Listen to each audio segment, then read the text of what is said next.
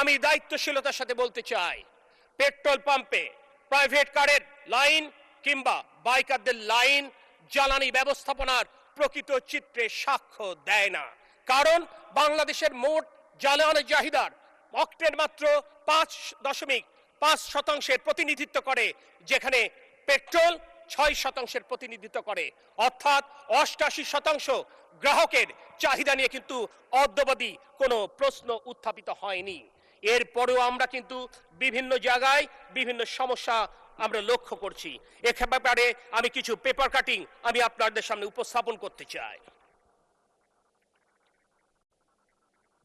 March মাসের 7 তারিখে বাংলা বলছে, পাবনায় জামায়াত নেতার পাম্পে অভিযান, এবার পাবনায় পানির ট্যাঙ্কে তেলের সন্ধান। নাউজুবিল্লাহ।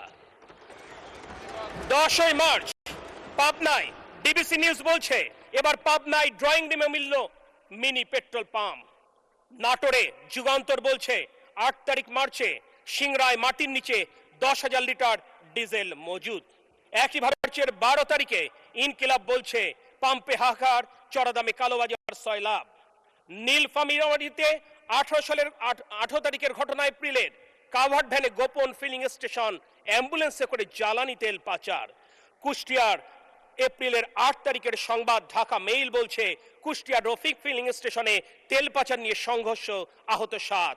এভাবেই চুয়াডাঙ্গায় অবৈধ তেলের মজুদ, ব্যবসায়ীকে কারাদণ্ড, অবৈধ জ্বালানি তেল মজুদের হিড়িক, অভিযানে জব্দ, তেল নেই সাইনবোর্ডের আড়ালে অবৈধ মজুদ, ধরা পড়ল যমুনা টিভির ক্যামেরায়। এরকম অজস্র সংবাদ আমাদের দৃষ্টিগোচর হয়।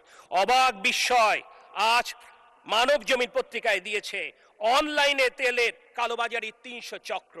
যেখানে অনলাইনে পেট্রোল পাম্পে যেখানে লম্বা লাইন, সেখানে অনলাইনে আমরা দেখতে পাচ্ছি যে 400 থেকে 350 থেকে 400 টাকায় অকটেন বিক্রি হচ্ছে। আমি নিশ্চিত এখানে উপস্থিত আমাদের অত্যন্ত দক্ষ ক্যারিশম্যাটিক মাননীয় স্বরাষ্ট্রমন্ত্রী এ ব্যাপারে নিশ্চয়ই দৃষ্টি দেবেন। সমালোচকেরা অনেক কথা বলতে পারেন, কিন্তু যদি এই মূল্য সমন্বয় আমরা না করতাম, তাহলে আলটিমেটলি এই দেশের খেটে খাওয়া কৃষকের জন্য ভর্তুকি মূল্যে সার, বীজ, কীটনাশক সরবরাহ করা সম্ভব হতো না। আজকে জরুরি জনগুরুত্বপূর্ণ একটি বিষয় মাননীয় বিরোধী দলীয় নেতা একটি নোটিশ উপস্থাপন করেছেন, তার সপক্ষে উনি প্রারম্ভিক বক্তব্য রেখেছেন। আমি প্রারম্ভিক বক্তব্য রাখব, সবশেষে আমাদের মন্ত্রণালয়ের মাননীয় মন্ত্রী জনাব ইকবাল হাসান মাহমুদ সমাপনী বক্তব্য রাখবেন। মাননীয় স্পিকার, আপনার মাধ্যমে আমি এই মহান জাতীয় সংসদে দেশের জ্বালানি তেলের সরবরাহ, মজুদ, বিতরণ ব্যবস্থা এবং সাম্প্রতিক বৈশ্বিক অস্থিরতার প্রেক্ষাপটে সরকারের গৃহীত পদক্ষেপ সম্পর্কে কিছু বিষয় উপস্থাপন করতে চাই। সাম্প্রতিক সময় বিরোধী দল এ বিষয়ে কিছু অভিযোগ ও প্রশ্ন উত্থাপন করেছেন।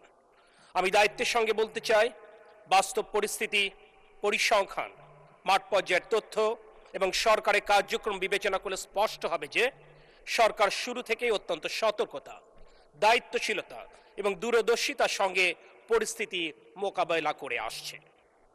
মাননীয় স্পিকার, 28 ফেব্রুয়ারি 2026 তারিখে ইরান, মার্কিন যুক্তরাষ্ট্র, ইসরায়েলকে কেন্দ্র করে যে সংঘাত শুরু হয় মধ্যপ্রাচ্যে এবং পরবর্তীতে হরমুজ প্রণালী কার্যত অকার্যকর এবং ঝুঁকিপূর্ণ হয়ে পড়ায় বৈশ্বিক জ্বালানি সরবরাহ ব্যবস্থায় ব্যাপক অনিশ্চয়তা সৃষ্টি হয়।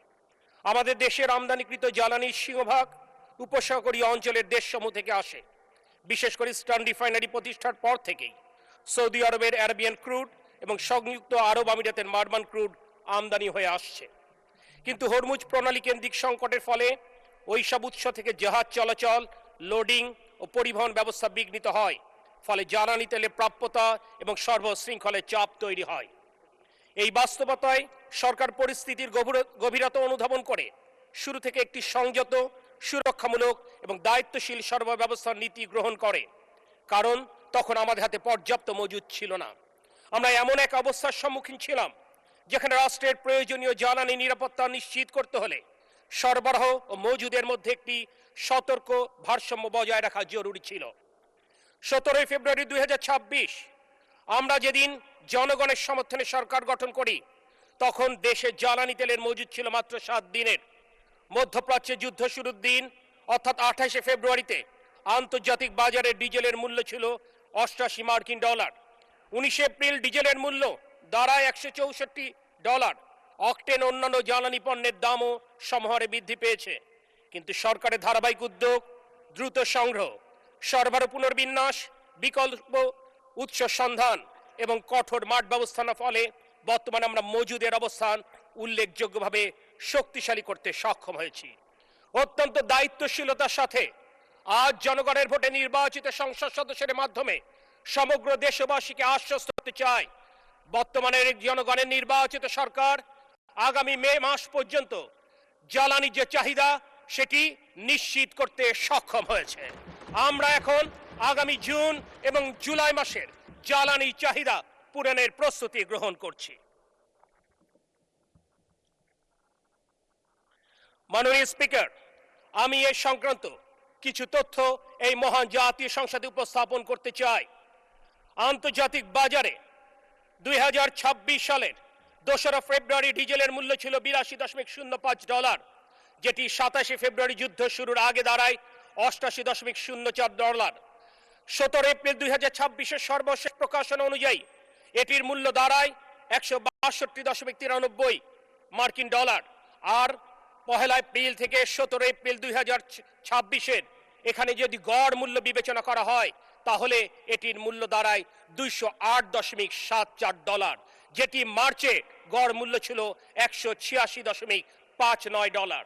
অর্থাৎ যুদ্ধ শুরুর পর ডিজেলের মূল্য বৃদ্ধি পেয়েছে আন্তর্জাতিক বাজারে 142.73%, অকটেন সেখানে 72.23%, জেট ফুয়েল 143.08% বৃদ্ধি পেয়েছে। মাননীয় স্পিকার, এই যুদ্ধ পরিস্থিতির পর অন্যান্য দেশগুলো কি উদ্যোগ নিয়েছে আমরা যদি দেখি তাহলে আমরা দেখব পাকিস্তানে অকটেনের মূল্য বৃদ্ধি পেয়েছে 38%, যেখানে ডিজেলের মূল্য তারা বৃদ্ধি করেছে 40%। ভারতের মূল্য দেখলে মনে হবে যে তারা মূল্য বৃদ্ধি করেনি, কিন্তু তারা শুল্ক কাঠামোর পুনর্বিন্যাস ঘটিয়ে মূল্য স্বাভাবিক রাখবার চেষ্টা করে যাচ্ছে। শ্রীলঙ্কায় অকটেনের মূল্য বৃদ্ধি পেয়েছে 44%, ডিজেলের মূল্য 35%। একইভাবে অবাক করা কথা যে মার্কিন যুক্তরাষ্ট্রে বিশাল তেলের মজুত রয়েছে, সেই যুক্তরাষ্ট্র আজকে তার অকটেন মূল্য বৃদ্ধি পেয়েছে 50% এবং ডিজেলের মূল্য বৃদ্ধি পেয়েছে 50%। সেখানে আমাদের এই প্রিয় মাতৃভূমি বাংলাদেশে আন্তর্জাতিক বাজারের সাথে সমন্বয় রেখে মাত্র আমরা পেট্রোল, ডিজেল, অকটেনের মূল্য 10 থেকে মাত্র 17% বৃদ্ধি করেছি। যদিও যুদ্ধ শুরুর প্রথম 45 দিন বাংলাদেশের খেটে খাওয়া কৃষক, যারা এই বাংলাদেশের অর্থনীতির মূল চালিকা শক্তি, তাদের সেচের কথা বিবেচনা করে এই সরকার মূল্য সমন্বয়ের প্রচন্ড চাপ থাকবার পরেও মূল্য সমন্বয় করবার চিন্তা করেনি। 14 এপ্রিল এর পরে যখন সেচের জন্য বিদ্যুৎ এবং ডিজেলের চাহিদা কমা শুরু করেছে তখন বাস্তবতার নিরিখেই মূল্য সমন্বয় করতে হয়েছে।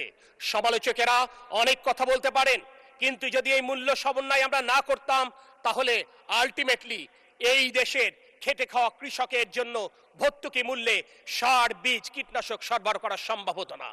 এদেশের প্রান্তিক জনগোষ্ঠী যারা সরকারি হাসপাতালে চিকিৎসা গ্রহণ করে তাদের জন্য বিনামূল্যে ঔষধ সরবরাহ করা সম্ভব হতো না। আজকের মাননীয় প্রধানমন্ত্রী যে উদ্যোগ গ্রহণ করেছেন আমাদের ছোট ছোট বাচ্চাদের জন্য প্রাথমিক বিদ্যালয়ে যারা পড়ালেখা করেন তাদেরকে বিনামূল্যে স্কুল ড্রেস এবং স্কুল ব্যাগ দেবার এই কর্মসূচিও বাধাগ্রস্ত হতো। আর সে কারণে বাস্তবতার নিরিখেই আমাদেরকে এই বিষয়গুলো সমন্বয় করতে হয়েছে। সারা বিশ্ব পরিস্থিতির দিকে যদি আমরা তাকাই তাহলে অনেক কথাই বলতে হবে, যেহেতু সময় সংক্ষেপ আমি বেশি কিছু বলবো না। প্রশ্ন উঠবে, সরকার যদি এত কিছু করে থাকে তাহলে কেন এই সমস্যা এই প্রলম্বিত হচ্ছে? আমি দায়িত্বশীলতার সাথে বলতে চাই, পেট্রোল পাম্পে প্রাইভেট কারের লাইন কিংবা বাইকারদের লাইন জ্বালানি ব্যবস্থাপনার প্রকৃত চিত্রে সাক্ষ্য দেয় না। কারণ বাংলাদেশের মোট জ্বালানি চাহিদার অকটেন মাত্র 5.5% প্রতিনিধিত্ব করে, যেখানে পেট্রোল 6% প্রতিনিধিত্ব করে। অর্থাৎ 88% গ্রাহকের চাহিদা নিয়ে কিন্তু অদ্যাবধি কোনো প্রশ্ন উত্থাপিত হয়নি। এরপরেও আমরা কিন্তু বিভিন্ন জায়গায় বিভিন্ন সমস্যা আমরা লক্ষ্য করছি। এ ব্যাপারে আমি কিছু পেপার কাটিং আমি আপনাদের সামনে উপস্থাপন করতে চাই।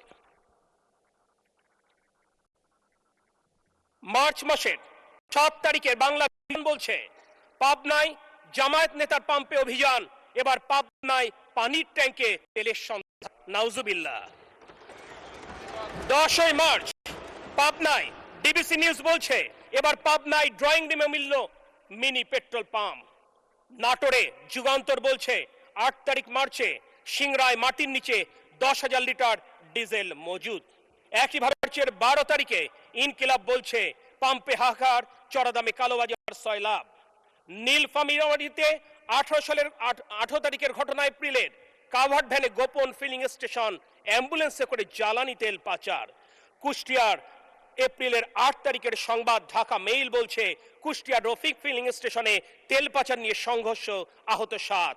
এভাবেই চুয়াডাঙ্গায় অবৈধ তেলের মজুদ, ব্যবসায়ীকে কারাদণ্ড, অবৈধ জ্বালানি তেল মজুদের হিড়িক, অভিযানে জব্দ, তেল নেই সাইনবোর্ডের আড়ালে অবৈধ মজুদ, ধরা পড়ল যমুনা টিভির ক্যামেরায়। এরকম অজস্র সংবাদ আমাদের দৃষ্টিগোচর হয়। অবাক বিস্ময় আজ মানব জমিন পত্রিকায় দিয়েছে অনলাইনে তেলের কালোবাজারি 300 চক্র। যেখানে অনলাইনে পেট্রোল পাম্পে যেখানে লম্বা লাইন, সেখানে অনলাইনে আমরা দেখতে পাচ্ছি যে 400 থেকে 350 থেকে 400 টাকায় অকটেন বিক্রি হচ্ছে। আমি নিশ্চিত এখানে উপস্থিত আমাদের অত্যন্ত দক্ষ ক্যারিশম্যাটিক মাননীয় স্বরাষ্ট্রমন্ত্রী এ ব্যাপারে নিশ্চয়ই দৃষ্টি দেবেন। আজকে আমি একটি কথা না বললেই নয়। 5ই আগস্ট গণ অভ্যুত্থান পরবর্তী সময়ে আমার সৌভাগ্য হয়েছিল আজকের বিরোধী দলীয় নেতার সাথে আমার প্রিয় জেলা শহর যশোরে সাক্ষাৎ করবার। অত্যন্ত সৌজন্য বিনিময় হয়েছিল। তিনি আমাকে ডাবের পানি দিয়ে আপ্যায়ন করেছিলেন। 1.5 বছর পর যখন সংসদে মাগরিবের নামাজে বিরতিকে একদিন দেখা হলো, আমাকে অবাক করে দিলেন। তিনি আমার নাম বলে সম্বোধন করলেন। একদিকে তার সৌজন্য, আর এইদিকে তার বুদ্ধিমত্তা এবং স্মরণ শক্তিতে আমি বিমোহিত হয়েছিলাম। কিন্তু আমি খুশি হতাম যদি তিনি স্নেহের আলিঙ্গনে আমাকে আলিঙ্গন করে এই সমস্যা সমাধানের জন্য পরামর্শ। সময় শেষ, আপনার স্পিচটা শেষ করুন, এই পার্টটা শুধুমাত্র। দিকে তার পরামর্শে আমি যেমন স্বস্তি পেতাম, ঠিক একইভাবে দেশবাসী উপকৃত হতো। যথার্থই মাননীয় বিরোধী দলীয় নেতা বলেছেন, এটি আজ অভিযোগের বিষয় নয়, এটি কাউকে বিচারের কাঠগড়ায় দাঁড় করাবার বিষয় নয়, এটি সবাই মিলে সমস্যার সমাধানের ব্যাপার।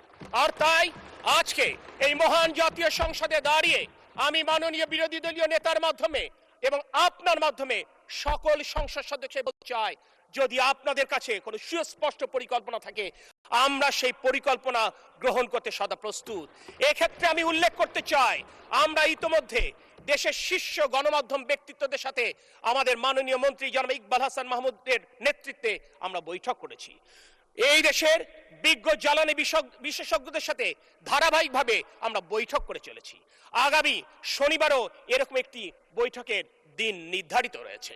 আমি গতকাল এই জুলাই অভ্যুত্থানের এক তারকা যোদ্ধা আবুল হাসনাতের কাছে আমি বলেছিলাম, ছোট ভাই তুমি অনেক বুদ্ধি।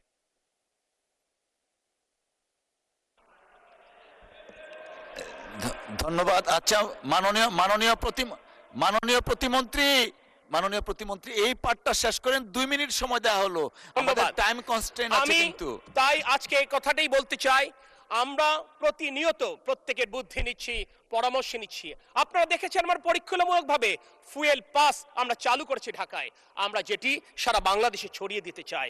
আমি দায়িত্ব নিয়ে বলছি, প্রত্যেকটা জেলা শহরে কিন্তু জ্বালানির ব্যবস্থাপনার চিত্র অনেক উন্নত হয়েছে। স্থানীয় জেলা প্রশাসন, পুলিশ প্রশাসন অত্যন্ত দায়িত্বশীলতার সাথে তাদের এলাকায় ফুয়েল পাস চালু করে কিন্তু এই ব্যাপারে কিন্তু তারা সুফল লাভ করেছে। আমি নিশ্চিত আগামী শুক্র শনিবারে আমরা অধিকাংশ নিজ নিজ নির্বাচনী এলাকায় ফেরত যাব। নিজ নিজ নির্বাচনী এলাকায় ফিরে গিয়ে